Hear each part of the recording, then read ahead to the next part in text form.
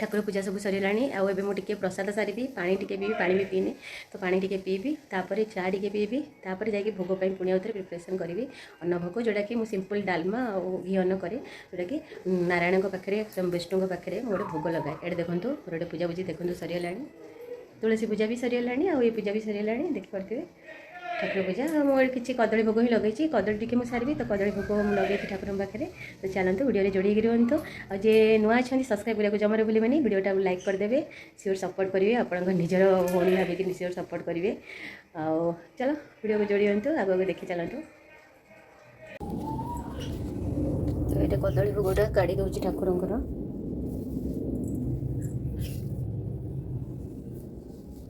এই ଭୋଗ ହିଁ ମୁଁ ସାରିବି, ଏବେ ଭୋଗ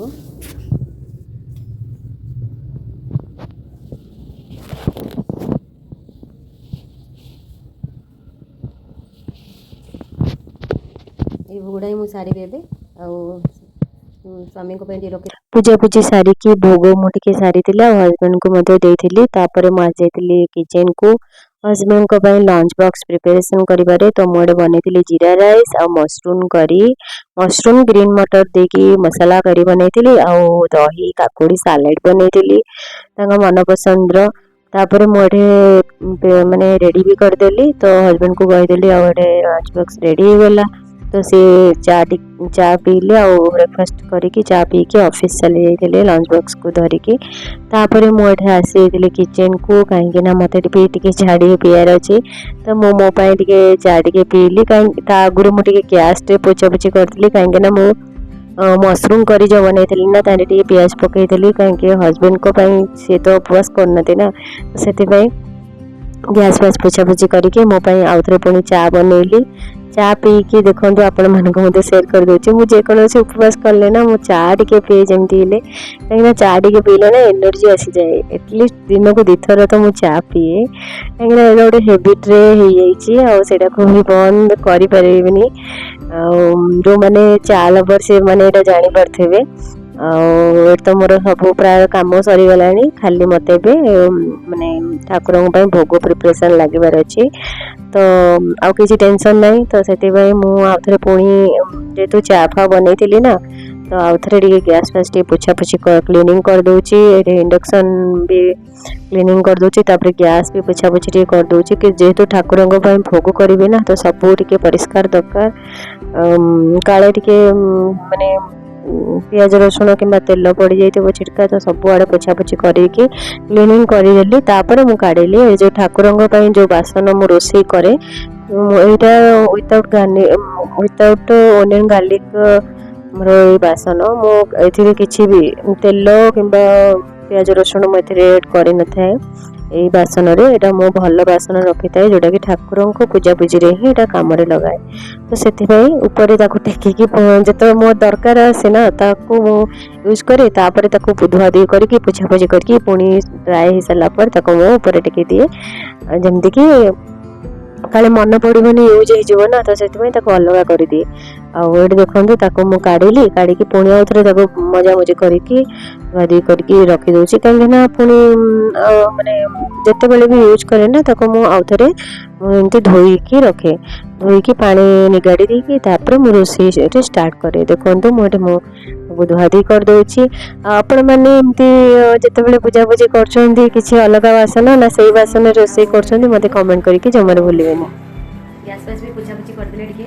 କାହିଁକିନା ମୁଁ ସକାଳେ ରୋଷେଇ କରିଥିଲି ହଜବେଣ୍ଡଙ୍କ ପାଇଁ, ଅବଶ୍ୟ ଘିଅରେ କରିଥିଲି, କିନ୍ତୁ ପିଆଜ ରସୁଣ ଏତେ ପକାଇ ନଥିଲି। କିନ୍ତୁ ହେଲେ ବି ଠାକୁରଙ୍କ ପାଇଁ ପୂଜା କରିବି, ତ ସେଥିପାଇଁ ଟିକେ ଆଉଥରେ ଟିକେ ପୋଛାପୋଛି ଗ୍ୟାସ୍ ଫ୍ୟାସ୍ ପୋଛାପୋଛି ଆଉଥରେ କରିଦେଲି। ଆଉ ଏଠି ଦେଖନ୍ତୁ ବାସନ କୁସନ ସବୁ ଧୁଆଧୁଇ ବି କରିଦେଲି। ଏଠି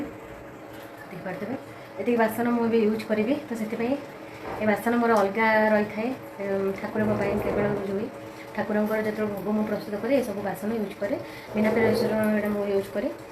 ଯେହେତୁ ଠାକୁରଙ୍କ ଭୋଗ ପାଇଁ ତ ବିନା ପିଆଜ ରସୁଣ ୟୁଜ୍ କରେ। ତ ଚାଲନ୍ତୁ ଆଗକୁ ଭିଡ଼ିଓରେ ବଢ଼ିକି ରୁହନ୍ତୁ। ମୁଁ ଆଉ କ'ଣ କରିବି ଦେଖିବା, କ'ଣ କ'ଣ ପନିପରିବା ସବୁ ମୁଁ ଏବେ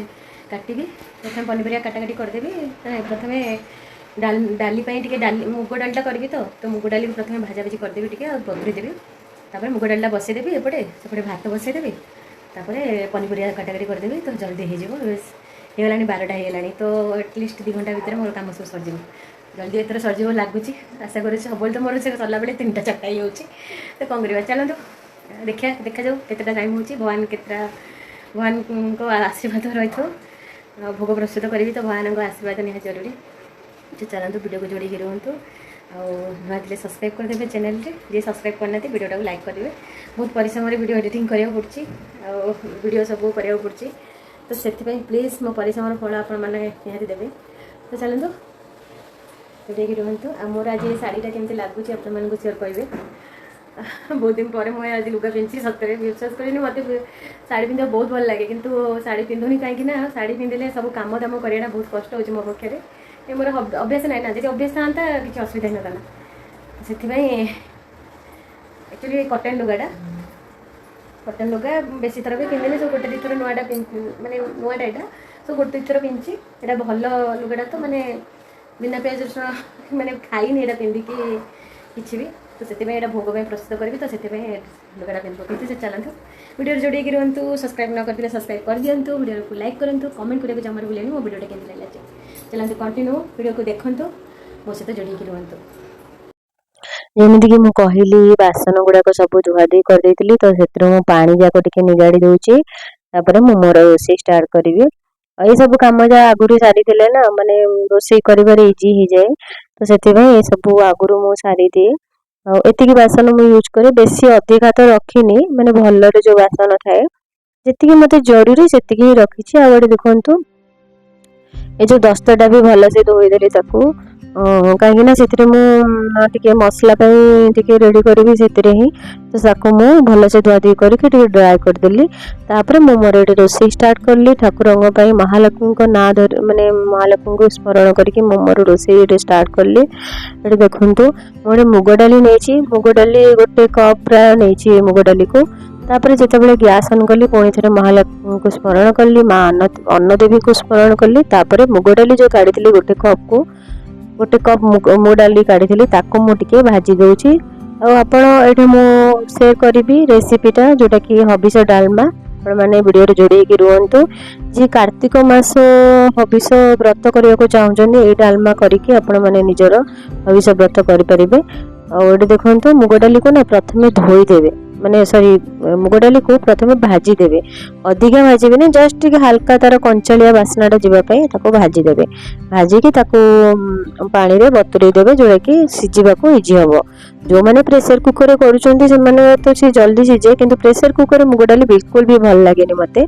मते एमती बड़ गोटे दस्ता टाइप नहीं जाए माने मोटालिया दस्ता से ही मु करे तो से देखो गोटे दस्ता नेली दस्ता माने एथरे मु डालमा करी जेहेतु हबिष डालमा तो से मु पकाउची 2 स्पून एटे गुआ घी तापर घीटा टिके गरम हो सारा पर ये पकेली जस्ट माने हाफ स्पून एटे जीरा और गोलमरिच 2 ରୁ 3टा खंडे तेजपत्र 1 ରୁ 2टा अदा टिके ग्रेट करके से पकईला टिके घीरे भाजी नेली तापर जो डालीटा मु बतुरेकी रखी पानी रू छाणिकी पकईदेली भी टिके डाला को टिके भाजी नेली तापर मते जतिकी मु डाली नहीं माने गोटे कप जदि मु डाली नहीं 2.5 कप मेटे पानी देली कहीं सीझा को टाइम लगे तापर से सदभ लुण माने पूजा यूज हुए जो लुणटा सेटा मु स्वाद अनुसार देली मुझे घोड़णी ढांक घोड़णी करके छाड़ीदेली सीझापी आ गए मसला देखो मुझे यूज करी जीरा और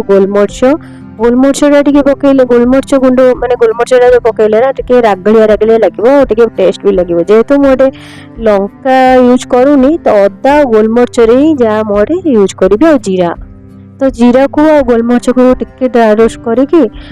टिके दस्ता मुझे कहीदेली धोईदेली से कुटीदेली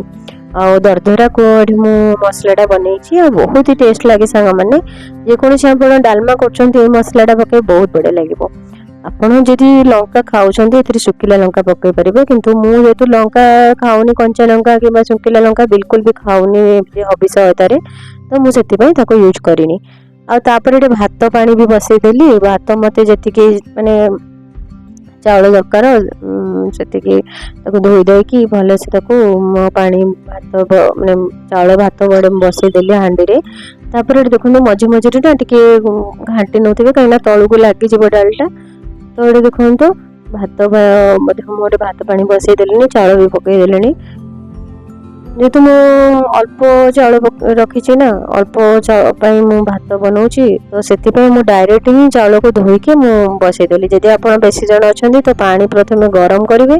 तापर चाउल को धोईकी पकेबे आ चाउल मु अरुआ चाउलटा मु यूज करुच्ची जेहेतु पूजा मुझे यूज करी ना मो व्रत से अरुआ भात ही मुझे यूज करुच्ची घी अन्न करी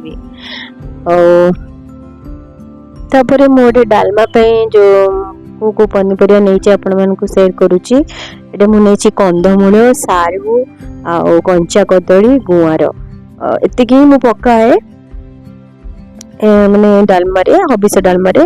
एते माने हबिस डालमा कहबा को बोले स्पेशल किछिटा पनीपरिया थाए जोड़ा आपण मानक हम शेयर करली सब किछि तो एथिरे पनीपरिया पड़ेनी जो पनीपरिया आमे अन्य दिन जो डालमाडा करू किंतु एटा स्पेशल पनीपरिया देकीका माने हुए हबिस डालमाटा तो से पनीपरिया गुड़िक है कंचा कदली कंदमूल सारू सारू बोले जो बड़ सारू नुह जो छोट छोट कुजी सारू थाए ना से सारू आठे गुआर ये ना गोटे कंचा कदली हाफ करके काटी नेली डालमा आउ हाफ रखी टे भजा करी माने पतला पतला काटिकी माने भजा करी नॉर्मल घी तेल देखो गुआर केतरा मु काटे नौची अल्प ही पकेबी कहीं अल्प डालमा मु बनाऊँगी जेहेतु तो अल्प ही गुआर पकेबी जस्ट खाली तार दी साइड केरो काढ़ी दी फाड़ ताको कर दूची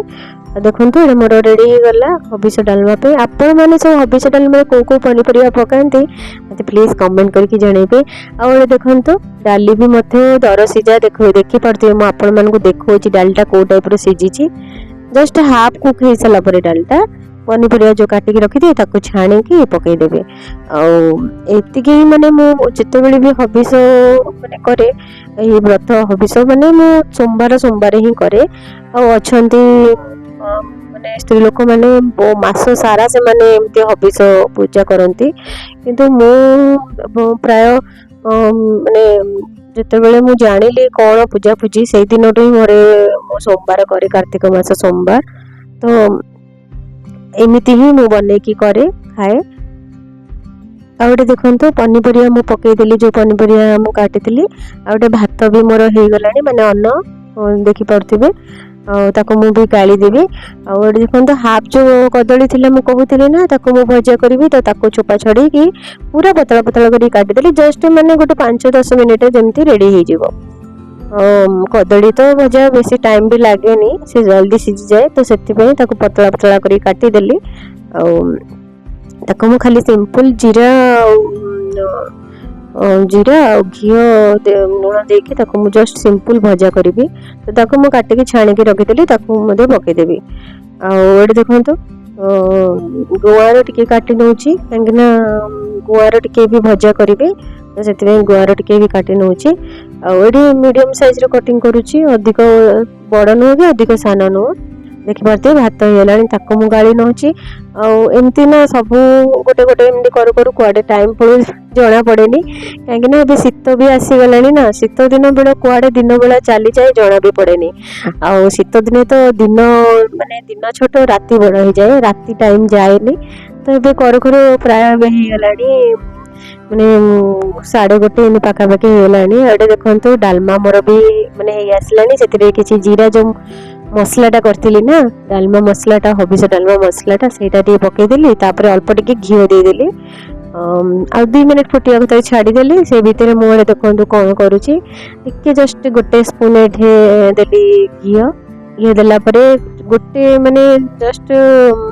गोटे चुटकी प्राय देली जीरा अदा टिके कोरिकी से पकईदेली देली कदली जो काटिकी रखी अल्प टिके लुण पकईली आ लुणटा पूजा ही यूज करे मु सदम लुण जोड़ा कह जाए तो ताको टिके घांटिकी 2 मिनिट कवर करके छाड़ीदेली आ देखो मोर डालमा भी रेडी हो गला पनीपरिया बढ़िया से सीझी जाइए देखी पार्थे हबिस डालमा मोर रेडी हो गला तो ताको मु गैस भी ऑफ कर दूची सेपटे मोर कदली भजा भी देखो हो आसला जस्ट कदली भजा जस्ट 2 मिनिट रे ही जाए ଦେଖିପାରୁଛନ୍ତି ପତଳା ଯେହେତୁ କାଟିଥିଲି ରେଡ଼ି ହେଇଗଲା, ସିଝିଗଲାଣି ମଧ୍ୟ। ୟାକୁ ମଧ୍ୟ ମାନେ ଗ୍ୟାସ୍ ଅଫ୍ କରିଦେବି, ଆର ବି ହେଇଗଲାଣି। ତ ହଁ, ଏଇଟା ଗୋଟେ କଥା କହି ରଖିବି ସାଙ୍ଗମାନେ, ସେୟାର କରିବି ଆପଣମାନଙ୍କୁ। ମୁଁ ଯେତେବେଳେ ମ୍ୟାରେଜ୍ କରିନଥିଲି ନା, ଏସବୁର ମୋର ଚିନ୍ତା ନଥିଲା, କାହିଁକିନା ଘରେ ସମସ୍ତେ ଥାଆନ୍ତି, ସେମାନେ କରିଦିଅନ୍ତି। ଆଉ ବହୁତ ବଢ଼ିଆ ଲାଗେ ସେ ହବିଷ ଡାଲମା ଯେଉଁ ଘରେ ବନା ହୁଏ। ଆଉ ଖାଲି ସେଇ ଡାଲମା ଆଉ ଅନ୍ନ ସହିତ ଖାଇ ହେଇଯିବ। ଯେଉଁ ଡାଲମା ବନା ହେଉଛି ସେ ଟେଷ୍ଟ ତ ମୋ ହାତରେ ଆସିବନି, କିନ୍ତୁ ସେଇଦିନ କଥା ସବୁ ମନେ ପଡ଼େ। ଖାଲି ସମସ୍ତେ ଥାଆନ୍ତି ନା ଘରେ, ଭାଇ ଭଉଣୀ ବାପା ମା ସମସ୍ତେ ଥାଆନ୍ତି। ଏଇ ସମୟରେ ସମସ୍ତେ ମିଶିକି ଖାଇ ବସିବା ବହୁତ ଭଲ ଲାଗେ ସାଙ୍ଗମାନେ। ଏବେ ତ ମୁଁ ଏକା ରହୁଛି, ମୋତେ କିଛି ବି ଭଲ ଲାଗୁନି। ସେଥିପାଇଁ ଖାଲି ମାନେ ଏଠି ମୁଁ ଡାକେ ଭଗବାନଙ୍କ ଭରସା ହିଁ ମୋର। ଏଠି ମୁଁ ଏକା ରହିଲେ ଏକା ଏକା ଫିଲିଂ ହୁଏ, କିନ୍ତୁ ଭଗବାନଙ୍କୁ ଯେତେବେଳେ ଆପଣ ପ୍ରାର୍ଥନା କରୁଛନ୍ତି ନା, ଆଉ ଏତେ କିଛି ଜଣାପଡ଼େନି।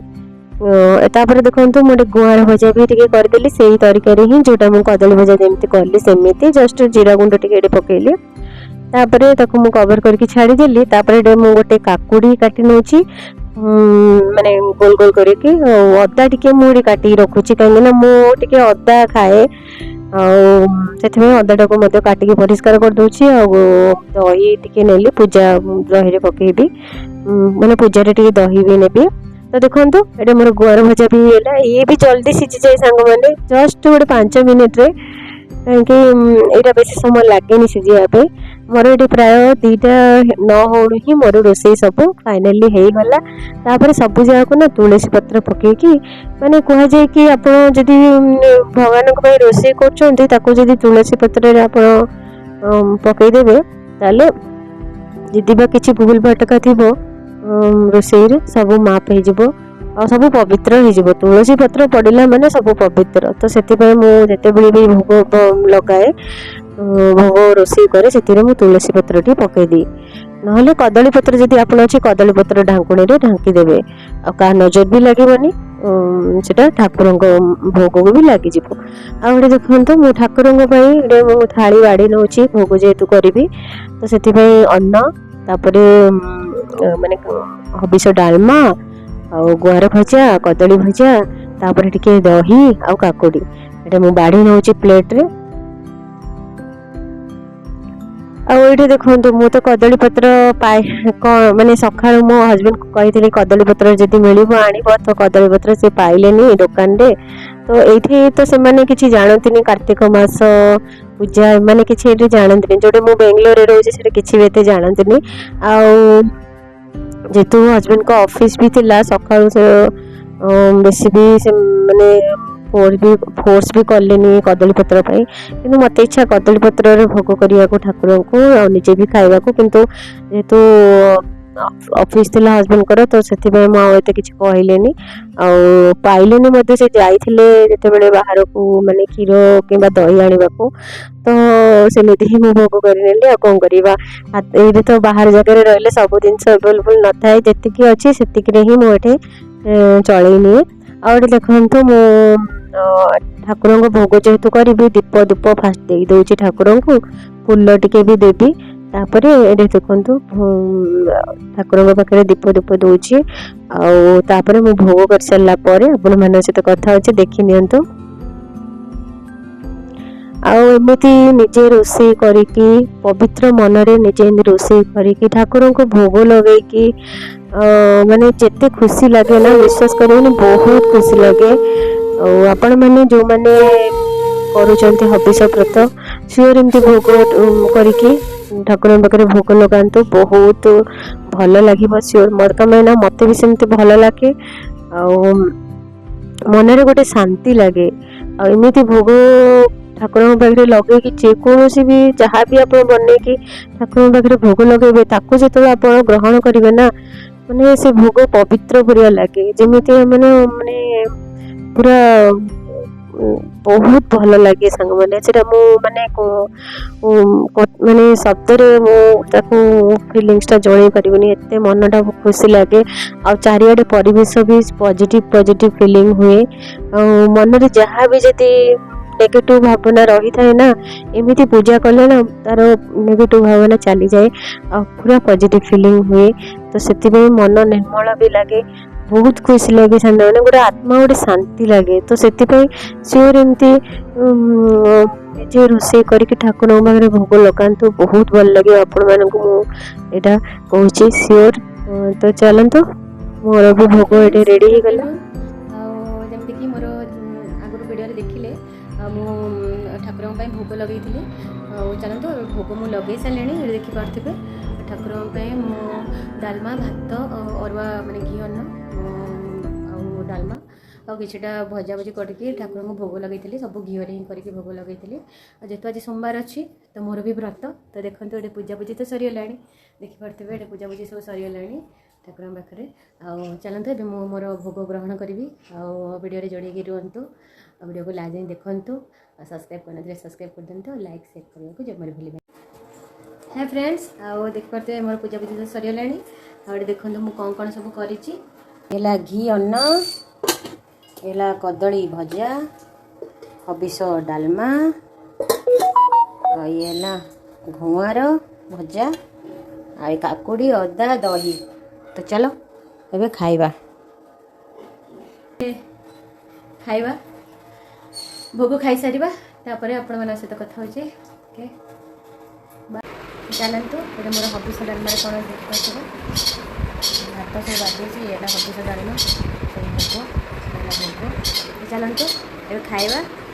लेट न करके बहुत समय है 3टा है पूजा पूजी सब सरला चलतु खाइबा आपण मैंने आज केमती कौन कर ठाकुर भोग तो फास्ट ठाकुर भोग सार